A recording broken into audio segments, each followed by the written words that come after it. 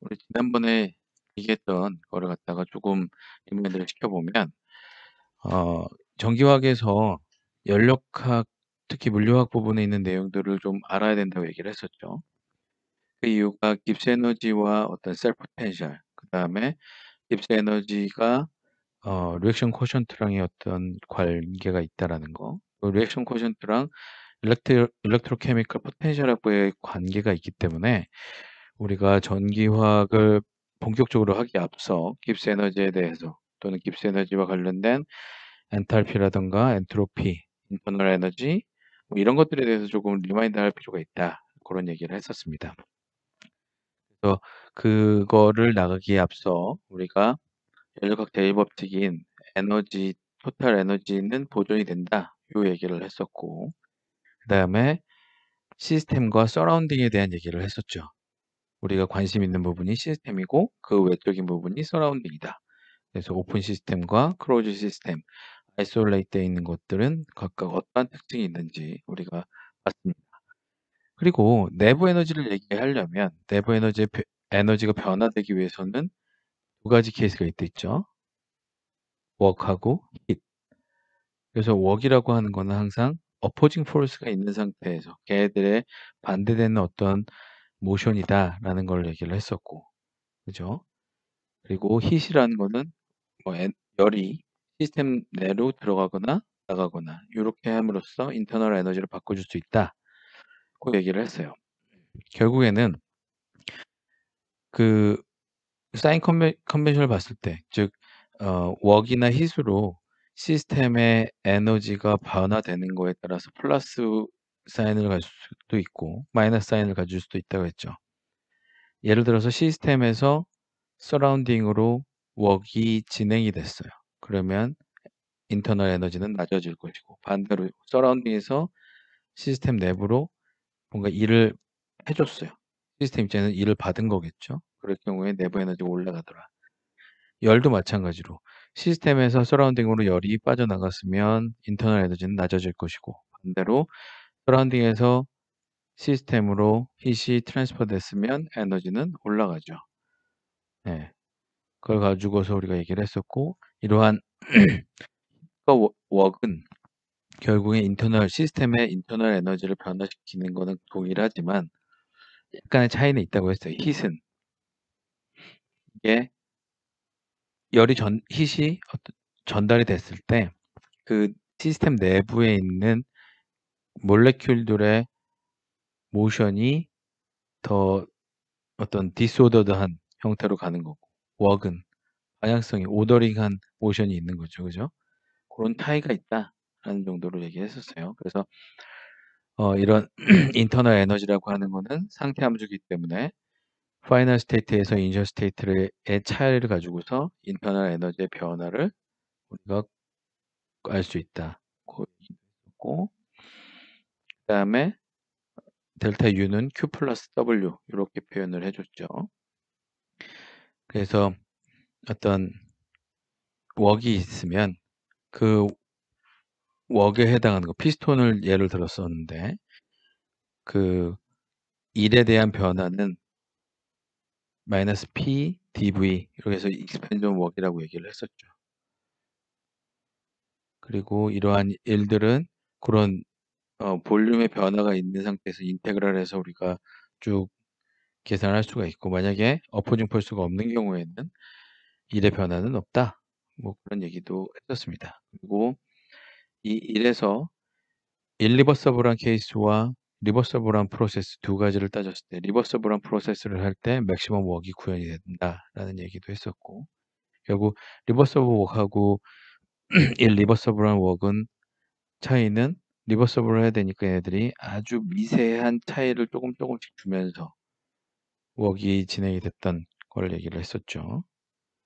다 기억이 날 거라고 생각이 합니다.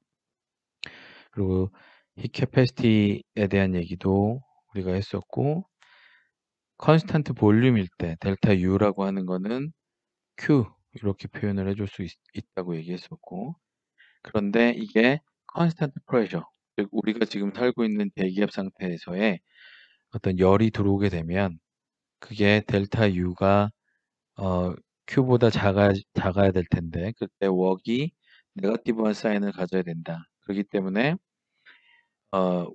이 엔탈피라는 개념이 그때 도입이 된다 그랬죠. 그래서 엔탈피의 정의라고 하는 것은 H는 U 플러스 PV 이렇게 되고 그때 그 엔탈피의 변화라고 하는 거는 컨스턴트 프레셔에서는 Q와 Q의 변화랑 같다. 이렇게 우리가 얘기를 했어요.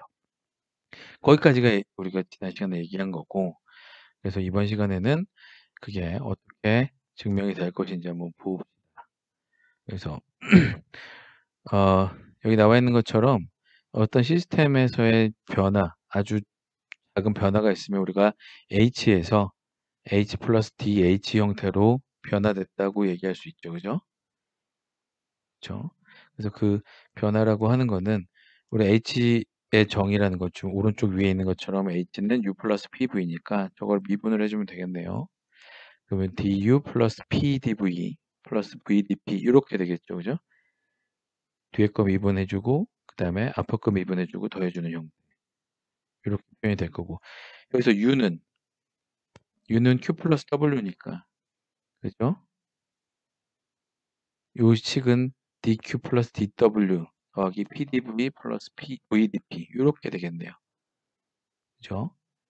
여기까지 금방 갈 수 있죠.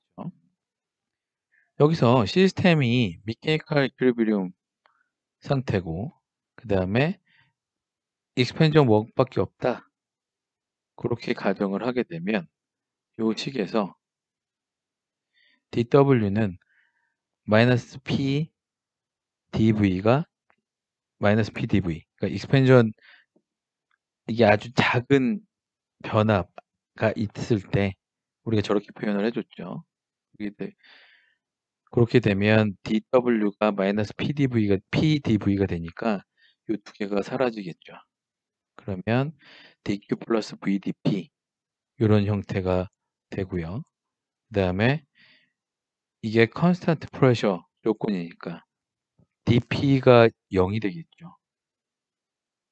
그 프레셔 자체가 일정해지니까 그걸 미분을 해봤자 0이 될 거예요. 우리 상수는 미분하면 0이 될 테니까. 그래서 DH는 DQ 이렇게 표현이 되겠다라는 거죠. 그래서 앞에서 얘기했던 엔탈피의 작은 변화라는 거는 일정 압력 하에서의 열의 변화와 같다. 이렇게 증명을 쉽게 할 수 있다라는 겁니다. 별로 어렵지 않죠? 그러면 이거와 관련된 예제 한번 보도록 하겠습니다. 예제는 뭐냐면 물을 데피려고 하는 거예요. 우리 라면 끓일 때 우리가 인덕션 갖고 우리가 라면을 끓일 수가 있잖아요. 그죠? 그래서 그 인덕션을 갖고 라면을 끓이는데 그 물을 데피는데 라면 끓이는 게 아니라 물을 데피는데 엘렉트리컬 커런트를 한 0.5A 주고 그때 볼티지 값이 12V 정도 된대요. 그리고 300초 동안 흘려줬어요. 그렇게 가열을 하고 나니까 이게 물이 한 0.798g 정도가 그 증발돼서 날아갔을 때 몰당 엔탈피 변화를 계산해봐라 라는 겁니다. 간단하죠? 그래서 컨스턴트 프레셔의 히팅이니까 델타 H는 QP가 되겠죠. 근데 이거는 몰당 엔탈피 변화를 계산하라고 한 거니까 요거에 대해서 우리가 고려를 해줘야 되는 게 있죠. 몰수로 나눠줘야 되겠죠. 엔탈피 값을. 자, 이 열이 일렉트리컬 에너지가 공급이 됐고 그 물에다가 델타 H는 I 곱하기 T 그러니까 0.5A 곱하기 300초 그 다음에 12V 해주면 이게 킬로줄이 되겠죠. 그러면은 이 델타 H 값은 1.8킬로줄인데 우리가 알고 싶은 거는 몰당 값이니까 그거에 대한 거를 계산을 해줄 필요가 있어요. 0.7989g 물이니까 우리가 알다시피 H2O니까 H가 1이고 그 두 개 있으니까 2고 그다음에 O는 16이니까 18.02g/mol 이렇게 나눠줘 보면 날아간 물의 양을 우리가 몰수로 바꿔주면 0.0443몰 이렇게 될 거고 그래서 델타 HM 몰당 엔탈피 변화라고 하는 거는 이렇게 계산이 될 겁니다. 예. 우리 전기화학적인 거는 사실 뭐 수업 중간중간에도 얘기를 했지만 그 거의 대부분 대기압 조건이기 때문에 그러니까 일정 컨스탄트 프레셔 조건이죠. 많아봐야 뭐 1.2기압 정도? 백프레셔 걸어주는 정도? 연지에서 그거 빼고는 대부분 다 대기압 상태에서 진행을 하고 있어서 많이 이쪽이 더 필요하죠. 우리 같은 경우에는 이게 뭐 볼륨이 팍 늘어나고 하는 것들을 하는 우리가 정통적인 어떤 전기기관하고는 이 전기화학 쪽은 좀 다른 내용이기 때문에 이걸 잘 기억을 해주면 좋을 것 같습니다. 자, 델타 H를 등압 조건에서 우리가 본 거긴 한데 그거에 대해서 좀 더 얘기를 해보면 H는 U 플러스 PV 이렇게 되죠. 우리가 컨스탄트 프레셔면 이게 우리가 델타 H도 앞에서 얘기할 때 스테이트 펑션이라고 얘기했죠. 그죠? 델타 U도 그러니까 인터널 에너지도 그렇고 엔탈피도 그렇고 상태 함수니까 우리가 델타 H라고 하는 거는 파이널 스테이트에서 이니셜 스테이트의 차로 표현을 해줄 수가 있고 그러면 U 플러스 PV니까 여기 나와 있는 것처럼 인터널 에너지의 파이널 스테이트 그 다음에 이 컨스탄트 프레셔니까 P는 똑같이 P로 표현해주면 되고 파이널 스테이트에서의 볼륨 써주면 되죠. 그 다음에 이니셜 스테이트에 해당하는 U 플러스 PV I 이렇게 표현을 해주면 되겠네요. 그럼 앞에 인터널 에너지끼리 묶어주고 그 다음에 P는 공통으로 컨스탄트 프레셔니까 VF-VI 이렇게 표현을 해주면 요거를 델타 H는 델타 U 플러스 P 델타 V 이렇게 표현이 되겠네요. 그래서 등압 프레셔에서 등압 프레셔 중에서도 솔리드나 리퀴드에 해당하는 거 그런 경우에는 우리가 볼륨의 변화라는 게 거의 없다고 볼 가능성이 높죠. 그죠? 물론 조금씩 있긴 있지만 이게 매우 작아서 이런 경우에는 이 델타 H가 델타 U로 표현이 될 수도 있습니다. 저게 워낙 적은 경우가 많기 때문에 솔리드나 리퀴드 경우에는 네, 그래서 델타 컨스탄트 프레셔 등압 프레셔 공동에서는 이렇게 도 한다. 우리가 거의 같다라고 볼 수 있다. 이렇게 될 것 같아요. 다른 예제를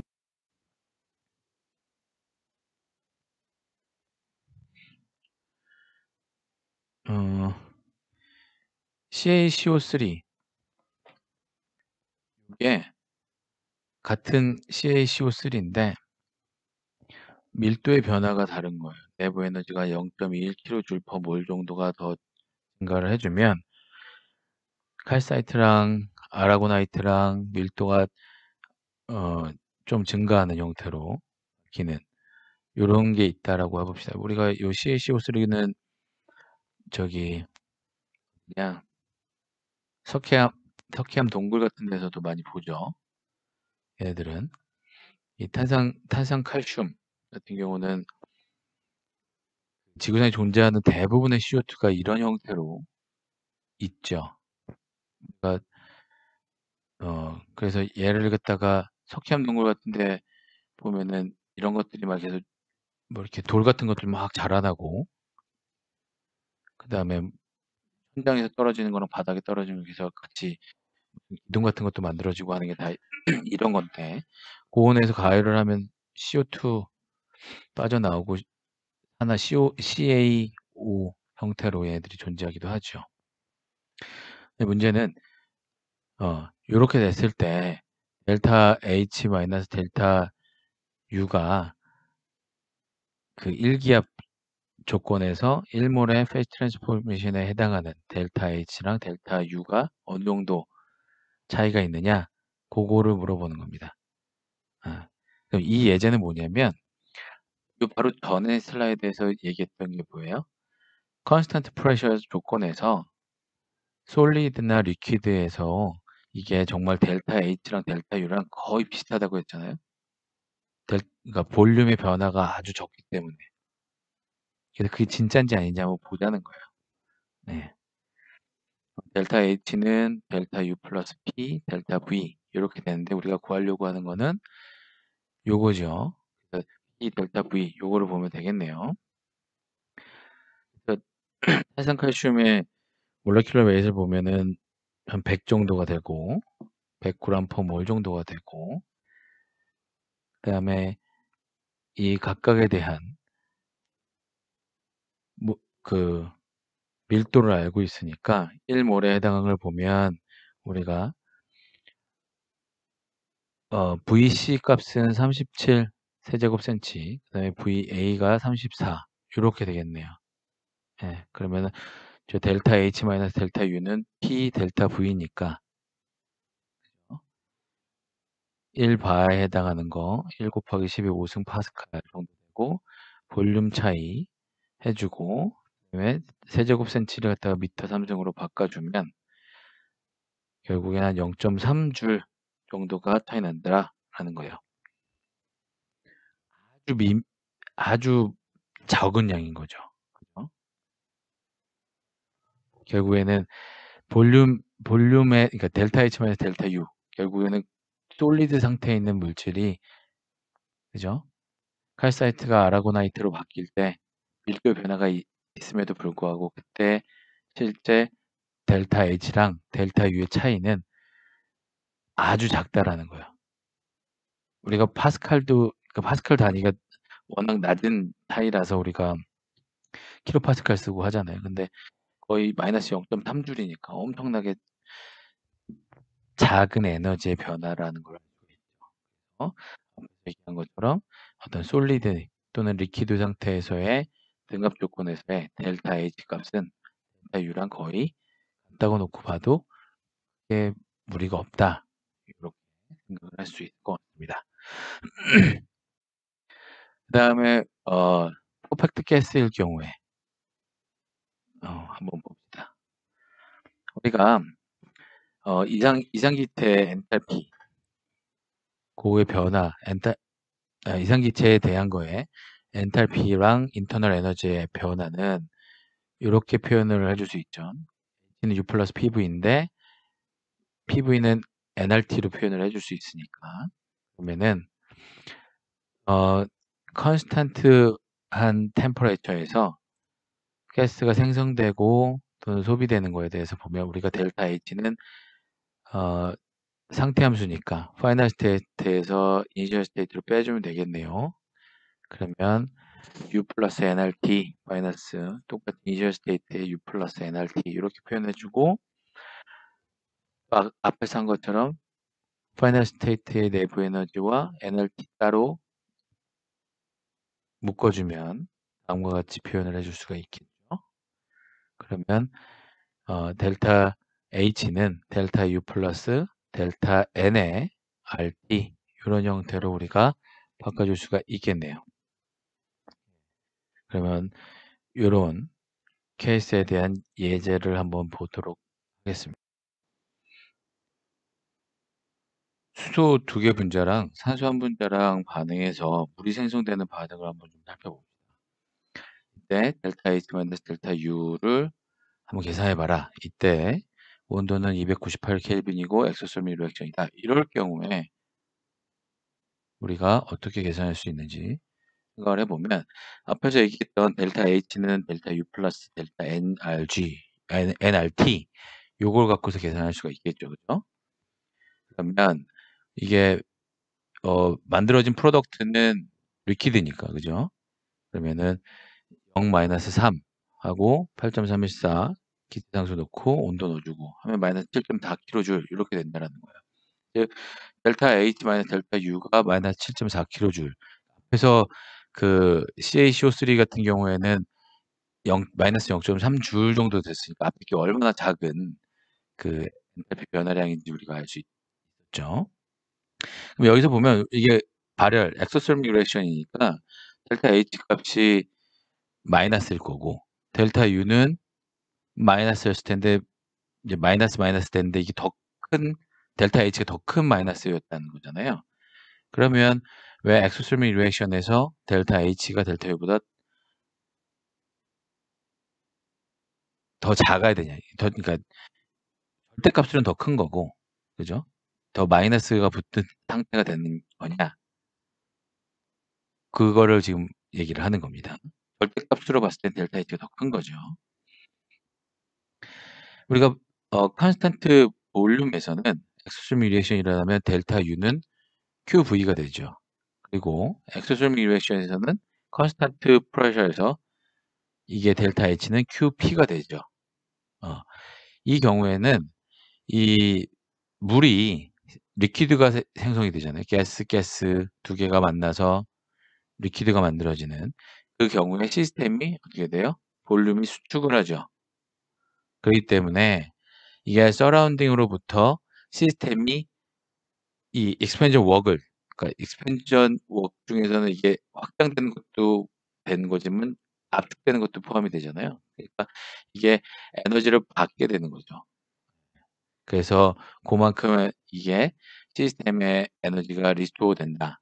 그렇기 때문에 저게 더 작은 형태로 바뀐다라는 거를 의미합니다. 요거에 해당하는 케이스에 대한 의미를 좀 살펴봤습니다. 그 다음에 우리가 이제 정의로 H 값이라는 거, H는 U 플러스 PV라는 걸 이미 알고 있어요. 그리고 인터널 에너지는 온도에 따라서 증가를 하죠. 그리고 압력이나 볼륨이 파지티브한 값이고 절대값이 파지티브하죠. 그래서 H 값은 온도에 따라서 증가를 해요. 왜냐면 H는 U에다가 PV를 더해야 되는 거니까. 그래서 온도에 따른 엔탈피 그래프를 살펴보면 인터널 에너지보다 더 높은 쪽에 위치한 형태, 그런 형태로 존재하게 된다. 이거 뭐 아주 쉽게 우리가 이해할 수 있는 부분이 거라고 생각이 듭니다. 그 다음에 우리가 히 캐파시티 정의라는 게 온도를 1도 올리는데 필요한 열량 이렇게 정의가 되잖아요. 그죠? 그리고 얘가 컨스탄트 프레셔고 클로즈 시스템에서 DQ는 DH 형태로 되죠. 그러면은 요 앞에 있는 정의 히 캐파시티 정의의 분자에 있는 DQ를 DH로 바꿔줄 수가 있죠. 그죠? 그래서 CP는 DQ 오버 DT인데 요거를 라운드 Q 라운드 P 그죠? 그다음에 저거를 라운드 Q를 라운드 H로 바꿔줄 수 있죠. 그래서 컨스탄트 프레셔인 조건에서 히 캐파시티라고 하는 거는 다음과 같이 정의가 됩니다. 그러면 이 얘기인즉슨 뭐냐? 우리가 앞에서 그래프로 봤던 요 온도와 엔탈피의 관계에서 저 엔탈피 함수의 기울기는 아주 그 국부적인 구간에서 예, 아주 좁은 변화에 해당하는 거의 그 기울기는 우리가 CP가 된다라는 거죠. 그죠?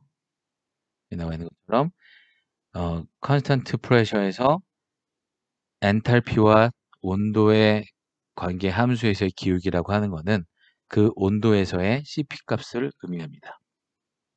그리고 가스에서 HT 그러니까 엔탈피와 온도의 그래프가 UT 인터널 에너지와 온도의 그래프를 비교해 보면 그 기울기가 더 커요. 그 얘기인즉슨 CP가 CV보다 더 크죠.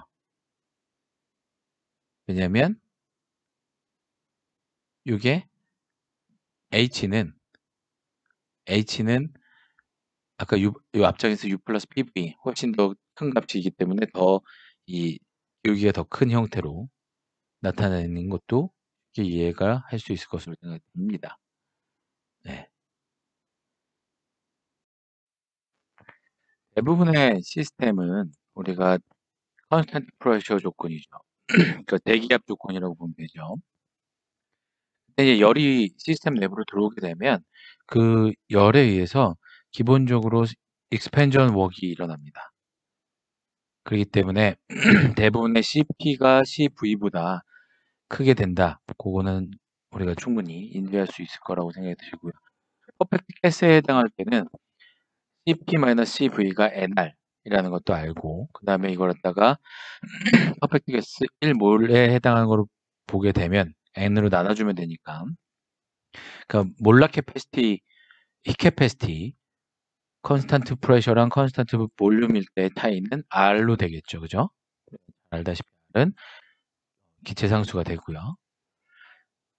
그래서 요거를 좀 증명을 해보면 CP라고 하는 게 우리가 라운드 A, 엔탈피 오버 라운드 T 이렇게 표현이 되고, 그 다음에 H는 U 플러스 PV가 되잖아요. 그죠?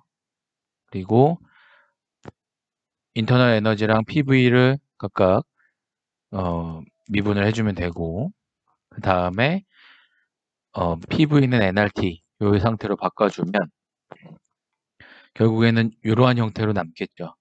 그러면 라운드 U 오버 라운드 T라고 하는 것은 우리가 CV로 되니까, 그죠?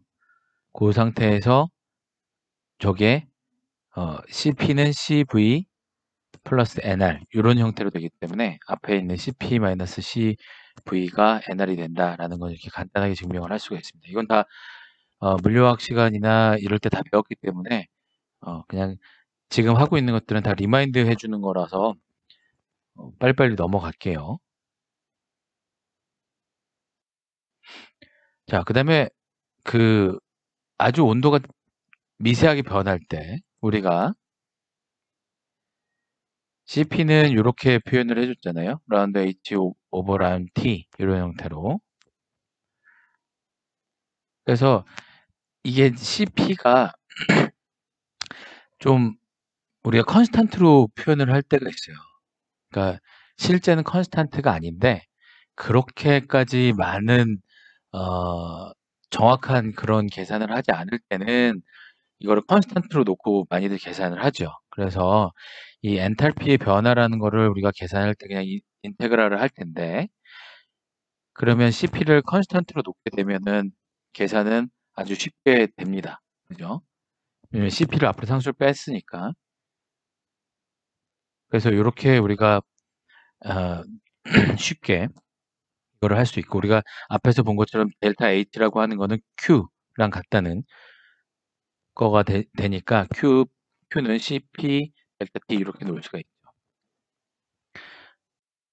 퍼펙트 가스에서는 이 온도에 따라서 CP가 변화되는 걸 무시를 하고, 우리가 앞에서 그 델타 H의 변화를 엔탈피의 변화나 아니면 인터널 에너지의 변화를 갖다가 이렇게 익스포넨셜 커브처럼 그림을 그렸는데, 퍼펙트 가스의 경우는 이렇게 리니어한 값을 가져서 이 경우에는 그냥 우리가 단순하게 상수 취급을 하고 쓸 수가 있어요.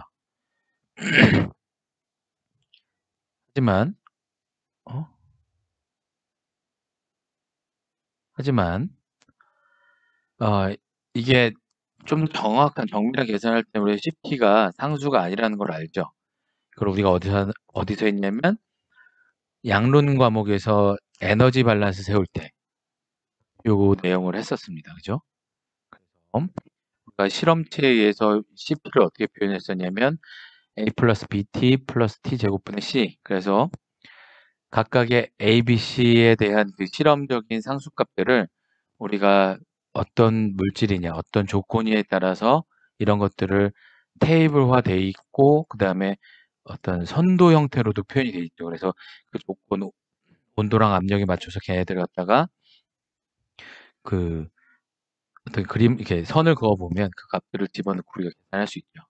그 얘기는 즉슨 뭐냐면, CP 값이 상수가 아닐 경우에는 우리가 그 숫자를 대입한 이 약간 복잡해 보이는 이 식에다 넣고서 인테그랄을 해주면 된다라는 거죠. 그죠? 그러니까 CP는 상수로 놓고 풀기도 하는데, 하지만 일반적으로는 이런 실험식으로 해서 좀 더 정밀하게 계산을 한다. 이렇게 알면 될 것 같습니다.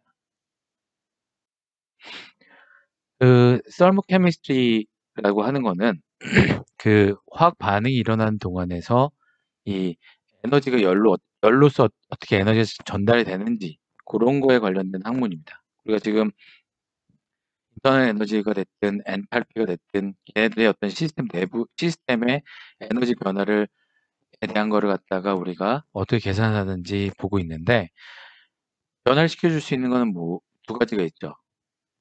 워크하고 힛. 그죠? 그 두 개의 차이에 대해서 우리가 앞선 시간에서 얘기를 했었고, 그래서 지금은 이제 열에 관해서 우리가 그걸 보고 있다라고 보시면 될 것 같아요. 이 반응에 의해서 얘가 열이 추가되거나 아니면은 사라지거나 이런 것들에 대해서 우리가 관심이 있는데, 얘가 컨스탄트 볼륨일 때랑 컨스탄트 프레셔일 때 그 열이 바뀌는 게 인터널 에너지로 되느냐 아니면은 델타 H로 되느냐. 물론 둘 다 어디셔널 웍이 없는 상태죠. 근데 대부분은 우리가 엔탈피를 많이 고려하는 게 컨스탄트 프레셔 조건이 많기 때문에 그래요. 왜냐면 우리는 대기압 상태에서 살고 있고 거기서 많은 반응을 하고 있으니까, 물론 고온 고압 반응도 있고 뭐 좀 다양한 게 있지만, 특히 전기압 같은 경우에는 누차 얘기한 것처럼 얘네들이 컨스탄트 프레셔 조건 하에서 많이 일어나고 있는 상황이죠. 그죠? 그렇기 때문에 대부분은, 많은 부분이 이렇게 엔탈피에 관련된 걸 우리가 주로 본다라고 보면 될 것 같아요. 그리고 엑소솔믹 프로세스랑 엔도솔믹 프로세스 때 우리가 그 에너지를 엑소솔믹은 시스템에서 서라운딩으로 열을 주니까 델타 H는 0보다 작아지죠. 우리가 파이널 스테이트에서 이니셜 스테이트를 빼준 게 델타 H니까. 엔도솔믹은 서라운딩에서 시스템으로 열이 들어가는 거니까 파이널 스테이트가 더 높죠. 열을 더 받았으니까. 그리고 이니셜 스테이트는 낮으니까 델타 H는 0보다 큰 값을 갖는 거죠. 이제 기본적인 델타 H에 대해서 얘기했는데, 요것만 갖고는 조금 뭔가 좀 내용이 부족하죠. 분들이 뭘 하냐면 스탠다드 엔탈피 변화를 갖다가 봅니다. 그러면 델타 H는 여기 위에 오른쪽 위첨자로 동그라미 바가 그려져 있는 형태로 표현을 하죠. 그러면 이거는 뭐냐면 엔탈피 변화긴 변화인데 어떤 표준 조건에서의 어떤 엔탈피 변화다라고 표현을 한다고 합니다. 그러면은 우리가 스탠다드 스테이트라고 하는 것은 뭐냐면 1박에서 순수한 물질로만 돼 있는 상태에서의 어떤 엔탈피 변화. 근데 그게 어떤 거냐면 특정 온도에서. 그래서 예를 들면 리퀴드 에탄올의 그 스탠다드 스테이트라고 하는 거는 순수한 에탄올 100%짜리의 일바 조건에서의 그게 스탠다드 스테이트라는 거예요. 그러면 온도 조건은 안 들어가 있으니까 298켈빈, 300켈빈, 500켈빈 이런 식으로 다 주어져 있죠. 우리 양론할 때도 이걸 했었어요. 그래서 스탠다드 스테이트뿐만 아니라 온도에 따라서 또 얘네들이 어떤 물질이냐에 따라서 얘네들의 스탠다드 엔탈피 변화를 다 우리가 알고 있습니다. 레퍼런스로 갖고 있죠. 대부분의 경우에는 뭐 일반적으로 25도씨 상온 25도씨 기준으로 많이들 리포트가 돼 있습니다. 물론 어떤 사람들은 다른 온도에도 다 보고를 해놓긴 했고, 그게 다 정리돼서 양론책 같은 경우 어펜딕스에 다 있어요. 어펜딕스 그 뒤에 부록이나 아니면은 CD에도 다 들어가 있고, 아니면은 인터넷 찾아보면 물질마다 그런 게 다 나와 있으니까. 그래서 이제 스탠다드 엔탈피 중에서도 이게 상이 변하는 스탠다드 엔탈피 오브 트랜지션이라는 게 있어요. 그러니까 얘가 어떤 그 물질이 무슨 액상에서 기상으로 바뀌든, 기상에서 고상으로 바뀌든, 또는 고상에서 기상으로 바뀌든, 이러한 상의 변화가 있는 것들이 있는데 그걸 우리가 나눠보면 리퀴드에서 베이퍼로 가는 거는 스탠다드 엔탈피 오브 베이퍼라이제이션으로 표현이 되고 그 다음에 솔리드에서 리퀴드로 가는 거는 퓨전으로 표현을 하고 있습니다. 서브리메이션은 솔리드에서 베이퍼로 바뀌는 걸 얘기를 하죠. 그러면 이럴 때는 우리가 어떻게 할 수 있냐면 이게 스테이트 펑션이다 보니까 여기 나와 있는 요 왼쪽 아래의 그림처럼 요 퓨전과 관련된 것과 베이퍼라이제이션 되는 것과의 각각에 대한 걸 알죠. 솔리드에서 리퀴드로, 리퀴드에서 가스로. 그렇기 때문에 솔리드에서 가스 상태로 가는 이 서브리메이션에 대한 것들은 우리가 두 개를 더해주면 되죠. 전체를. 베이퍼라이제이션과 퓨전에 대한 거. 그렇죠? 스테이트 펑션이니까 그렇게 진행하면 되죠. 그래서 서브리메이션에 대한 스탠다드 엔탈피 변화는 퓨전하고 베이퍼라이제이션 더한 걸로 표현을 해줄 수가 있고 물론 이때는 스탠다드 스테이트에 해당하는 걸 가지고서 얘기를 해야 됩니다. 스탠다드 스테이트의 순수한 물질 그리고 동일 온도에서의 퓨전과 베이퍼라이제이션의 엔탈피를 알아야지만 이게 서브리메이션에 대한 엔탈피 변화를 알 수가 있겠네요. 그죠? 마찬가지로 이게 A에서 B로 가는 거랑 B에서 A로 가는 거는 이게 스테이트 펑션이니까 어떻게 해요? 초기 상태와 마지막 상태만 달라지지 그 값의 차이가 바뀌는 건 아니잖아요. 그렇기 때문에 A에서 B로 가는 것과 B에서 A로 가는 거는 부호만 반대 방향이다 라고 우리가 쉽게 알 수 있을 것 같아요. 여기까지는 별로 어려움이 없어 보여요. 그죠? 자, 반응이 A가 2몰 있고 B가 1몰 있어서 얘가 반응을 해서 C가 3몰이 생기고 D가 하나 생기는 요거에 대한 스탠다드 리액션 엔탈피라고 하는 것은 우리가 요 C랑 D에서 즉 생성물에서 반응물을 빼주면 되죠. 그죠? 여기 얘가 스탠다드 몰라 엔탈피니까 요 몰수를 곱해준 것 뿐인 거고요. 그러면 요게 3HC 더하기 HD 요게 생성물 그 다음에 이 A랑 HB가 반응물 요 두 개 차이가 스탠다드 리액션 엔탈피라고 보면 될 거고 결국 이걸 갖다가 우리가 간단히 쓰면 다음과 같이 쓸 수 있습니다. 여기 나와 있는 뮤는 우리가 스토이키오메트리 코에피션트 값으로 라는 거를 알 것 같아요. 그래서 요걸 가지고서 요거를 알고 난 다음에 그러면 이거는 현재 스탠다드 엔탈피를 갖고서 얘기를 한 거니까 온도가 같단 말이에요. 네. 근데 온도가 다를 경우에는 우리가 이걸 어떻게 알 수가 있죠? 중간에 온도가 다른 거를 넣어주면 되죠. 그죠? 그러니까 2학년 1학기 때 양론을 들었던 학생들은 알 것 같고 만약에 양론을 뭐 좀 들은 지 오래됐던 사람이면 또는 사실 교수님들마다 강의 진도가 좀 달라가지고 요 부분을 안 했을 수도 있는데 보면은 금방 알아요. 잠깐만 이게 잠시 양론책을 찾아봤더니 그 노란색 책 있죠. 화공 양론책. 그 8판의 경우에는 챕터 10 511페이지부터 요 내용이 나와 있어요. 그래서 혹시 요게 만약에 너무 빨라서 좀 잘 모르겠다 하는 분들은 거기 부분을 찾아보면 표준 생성열이나 뭐 이런 쪽에 쭉 나와 있으니까 쉽게 좀 이해하는 데 도움이 될 것 같아요. 네. 아마 대부분 잘 알고 있을 거라고 생각이 들어요. 자, 그래서 요거를 가지고서 그러면 온도가 다를 경우에는 어떻게 할 거냐. 우리가 그런 것들을 같이 헤세 법칙을 통해서 우리가 했었죠.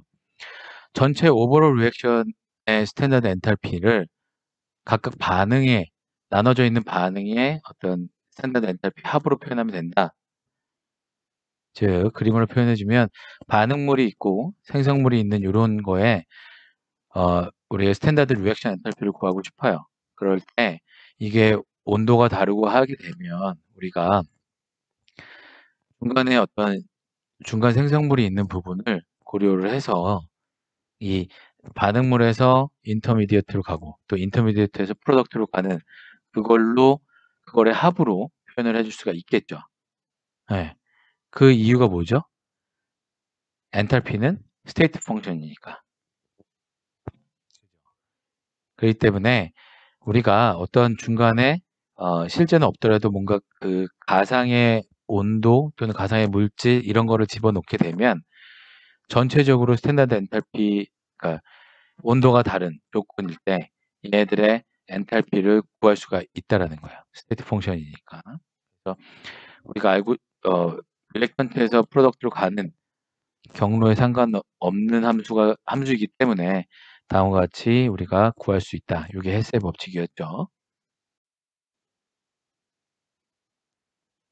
스탠다드 엔탈피 오브 포메이션은 뭐냐면 어떤 컴파운드를 형성하는 데 필요한 반응 엔탈피를 얘기를 해요. 요 앞에서 얘기했던 것도 스탠다드 리액션 엔탈피잖아요. 근데 그거랑 똑같이 어떤 물질이 만들어지는 거에 대한 스탠다드 리액션 엔탈피를 얘기를 하고, 근데 그걸 어디서부터 구하냐면 각각이 갖고 있는 엘리먼트를 가지고서 한다는 거죠. 아까는 스탠다드 엔탈피를 갖고 했던 건데 지금은 이 포메이션 엔탈피 같은 경우에는 그 물질을 만들었을 때 해당하는 각각의 엘리먼트에 가지고서 이걸 하겠다라는 거예요. 이게 어떤 상태냐면 아까는 스탠더드 스테이트였고 이번에는 레퍼런스 스테이트일 때. 예.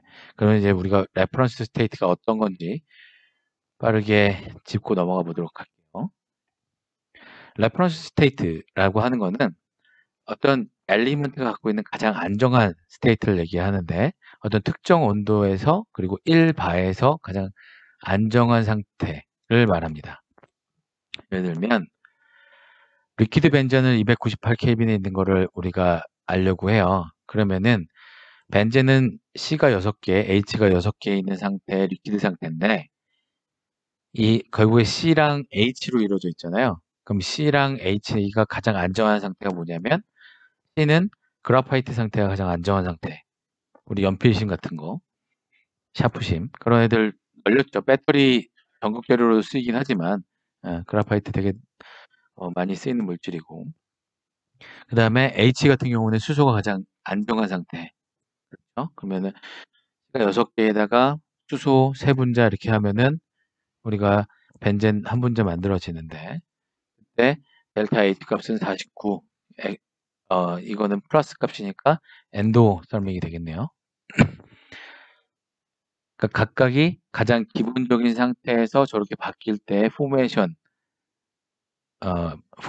에너지 스탠다드 엔탈피를 갖다가 계산을 한다라는 거예요. 그리고 이게 만약에 그 물질 자체가 레퍼런스 스테이트인 엘리먼트다라고 하면 여기 나와 있는 것처럼 N2가 N2로 가는 반응 그랬을 때는 0이 되겠죠. 그죠? 네, 0으로 바뀝니다. 0입니다. 엔탈피 변화라는 거는.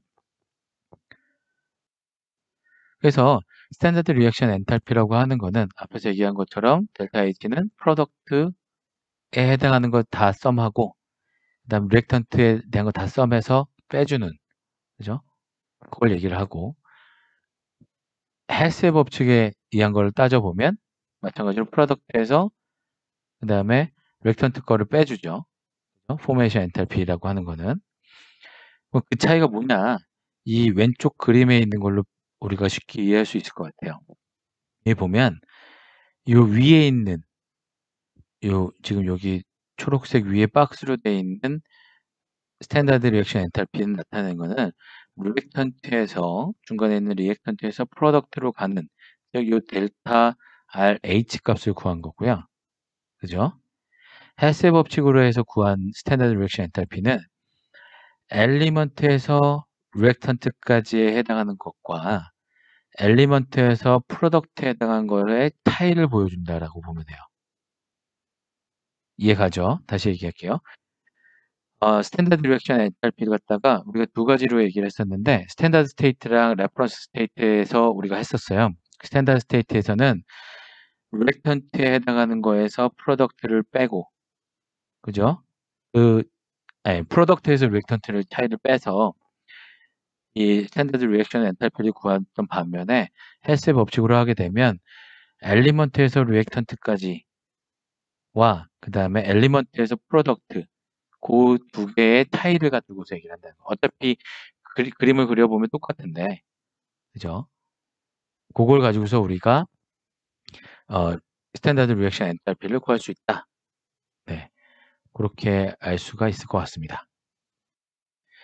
그 다음에 지금은 이제 어떤 프로덕트 이런 것들이 어떤 분자 아니면 분자 형태로 이렇게 표현이 됐고 했는데, 그러면 이게 이온일 경우에는 어떻게 되냐라는 거예요. 솔루션 상태. 우리가 전기화학 같은 경우에는 어떻게 해요? 얘네들이 전에 우리가 했던 거를 떠올려 보면 다니엘 전지에서 보면 에노드에 징크가 있고 캐소드에 카파가 있죠. 그러면 징크랑 카파가 있을 때 징크가 옥시데이션 되죠.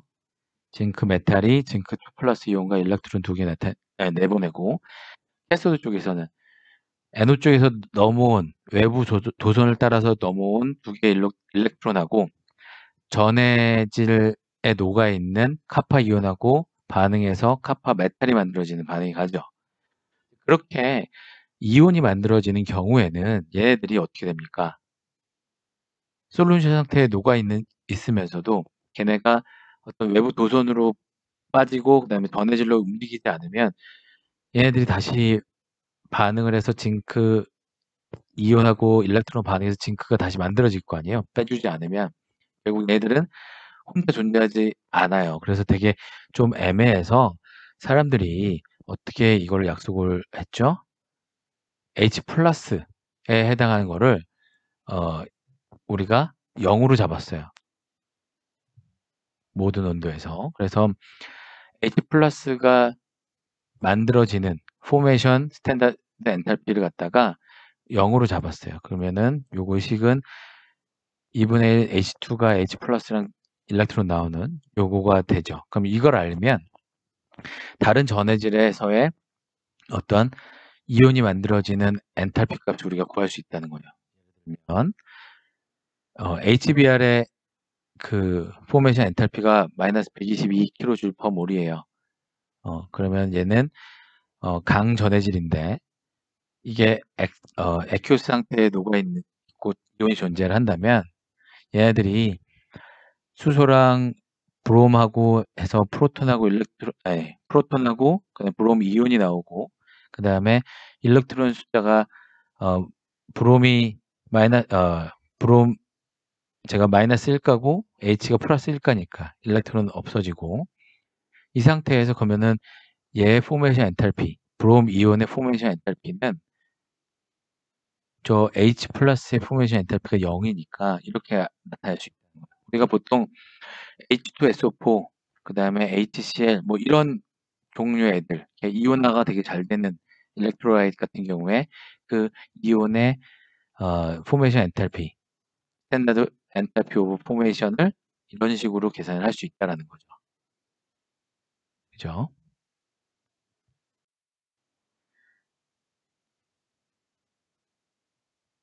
우리가 어떤 스탠다드 엔탈피라고 하는 게 우리가 진행했던 반응에서 보고된 게 없다면 우리가 그거를 히 캐패시티 그 다음에 리액션 엔탈피 이걸 가지고서 우리가 계산을 할 수 있을 거예요. 뭐냐면 예를 들어서 우리가 T1 요거는 스탠다드 스테이트 조건이나 또는 레퍼런스 스테이트에서의 어떤 거를 알고 있는 값이라고 생각을 해봅시다. T1이 T2는 우리가 실제 반응이 일어난 조건이라고 생각을 해보고 그러면 우리가 엔탈피 변화라는 거는 CPDT 이렇게 표현을 해줄 수가 있고 이걸 인테그랄을 해주면 이렇게 되죠. 그러니까 HT2-HT1이 인테그랄 T1, T2의 CPDT 이렇게 표현을 해줄 수가 있잖아요. 그죠? 물론 상변이가 없는 조건에서. 우리가 상변이가 있으면 자멸이나 이런 걸 또 고려해 주는 거를 양로에서 했었죠. 일단은 요 요런 상태로 봅시다. 이게 어차피 그냥 리마인드 해 주는 거기 때문에 그 세세한 걸 다 하면 사실은 너무 길어져서 짧게 핵심만 지금 요약하고 넘어가는 거예요. 자, 그러면은 우리가 원하는 온도가 T2인데 T2에서의 엔탈피 변화라는 게 어떻게 될 거냐? 바로 히 캐패시티를 갖고서 우리가 알 수 있다라는 거죠. 앞에서 얘기했던 EA 플러스 B가 반응을 해서 3C 플러스 D의 형태가 되는 반응, 앞에서 봤던 그 반응이 있었고, 그 반응에서 스탠다드 리액션 엔탈피가 T1에 해당하는 걸 우리가 알고 있어요. 네, 그러면 그 T1에 해당하는 거는 이렇게 표현을 해줄 수 있겠죠. 그죠? 3C, 그러니까 프로덕트 빼기 리액턴트 이렇게 표현을 해줄 수 있죠. 그죠? HM 들어가 있으니까 이거는 몰락 엔탈피가 될 거고, 프로덕트 빼기 리액턴트 이렇게 표현이 될 거고, T2 우리가 실제로 알고 싶어 하는, 우리가 실제 반응을 시키는 온도 T2에서의 스탠다드 리액션 엔탈피라고 하는 거는 똑같이 써주면 되죠. 그 다음에 요 부분, 이 각각에 해당하는 부분을 갖다가 HT2는 HT1 플러스 인테그랄 CPDT 요거를 집어넣어주면 여기 두 번째 줄에 있는 요식이 되는 거죠. 여기. 그죠? 요게 HT2, 요게 HDT2, 그 다음에 요게 HAT2, 요게 HBT2 이렇게 됩니다. 그래서 요 상태에서 인테그랄 있는 것만 빼내고, 그죠? 그 다음에 T1에 해당하는 것만 다 빼내서 묶어준 거예요. 그 다음 식은. 네. 여기, 요 앞에 있는 것들, 여기 앞에 있는 거, 요거 4개 해서 정리해주고, 인테그랄만 뒤로 빼주는 거죠. 그렇게 빼주면, 거가 정리가 이렇게 될 거예요. 네. 그러면, 요 맨 윗줄에 있는 요거는 뭡니까, 요거는? 델타 HT1이 되겠죠? 그죠? 그다음에 인테그랄에 해당한 것도 더하기 빼기 그냥 그대로 해주면 되죠. 그러면 결국 요 어떤 우리가 표준 스탠다드 스테이트 말고 우리가 원하는 다른 온도에 대한 것들은 각 물질이 갖고 있는 CP 값의 변화로 알 수 있다라는 거예요. 그죠? 이렇게. 그러면 앞에서 했던 것처럼 H는, 그러니까 HT2는 HT1 플러스 인테그랄의 CPDT 요거가 그 변화 차이 델타가 들어가는 요 차이도 결국에는 그 반응물과 생성물들의 CP의 차이로 이거 표현을 해줄 수 있다. 그죠? 그러면 결국에는 요 식은 최종적으로 이러한 형태의 식으로 표현을 해줄 수가 있겠네요. 그래서 이걸 갖다가 키로프의 법칙이라고 합니다. 스탠다드 리액션 엔탈피라고 하는 거는 우리가 알고 있는 T1에서부터 T2로 바뀌었을 때 다음과 같이 표현을 해주면 되고, 요 델타 CP 값은 우리가 프로덕트 빼기 리액턴트의 CP의 합으로 표현을 해줄 수 있다는 거예요. 만약에 이 CP 값이 상수면 간단해지죠. 그러니까 여기 인디펜던트 하다는 게 우리가 일반식, 그러니까 실험적으로 우리가 알아낸 거는 A 플러스 B, B T 더하기 T 제곱분의 C 이러한 그 히 캐패시티에 해당하는 거를 알렸잖아요. 그러면 그때 A, B, C라는 상수는 그 레퍼런스에서 우리가 찾아낼 수가 있다고 얘기를 했었고, 그렇기 때문에 원래는 그 식을 집어넣어야 되는데 만약에 이 CP 값이 어떤 이상기타라던가 뭔가 그 온도에 인디펜던트 하면, 즉 상수면 이렇게 계산을 해주면 되죠. 그죠? 간단하게. 그래서 우리가 결국에는 그래프로 나타내 보면 이 리액턴트랑 프로덕트가 이렇게 있는 요 엔탈피 변화, 온도에 따른 엔탈피 변화를 봤을 때 리액턴트와 프로덕트의 요 스탠다드 조건에서는 알고 있다는 거예요. 요 델타 HT1은. 그러면 여기서부터 여기를 모르는 요 부분, 요 부분은 이 반응물과 생성물의 히 캐패시티에 좌우되는 거죠. 그 차이만큼은. 그죠?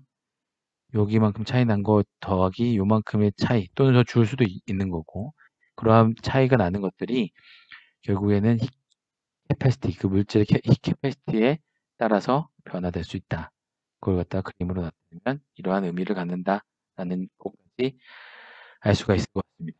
자, 그럼 이제 많이 왔어요. 지금 인터널 에너지 했고 그 다음에 엔탈피 했고 엔탈피가 왜 나왔는지에 대해서 얘기를 했고 그 다음에 이러한 인터널 에너지랑 엔탈피를 변화시켜 주는 게 워크하고 hit이 있는데 그 워크하고 hit이 어떻게 변화를 시켜주고 걔네들이 실제 반응에서 어떻게 영향을 미치는지 그걸 어떻게 계산을 하는지 그런 것들을 쭉 봤어요. 그래서 다음 시간에는 우리가 요 이제 이 자발성과 관련된 즉 전기화학에서 포텐셜과 가장 관련이 있는 자발성 문제를 논하는 엔트로피와 깁스 에너지에 대한 얘기를 할 겁니다.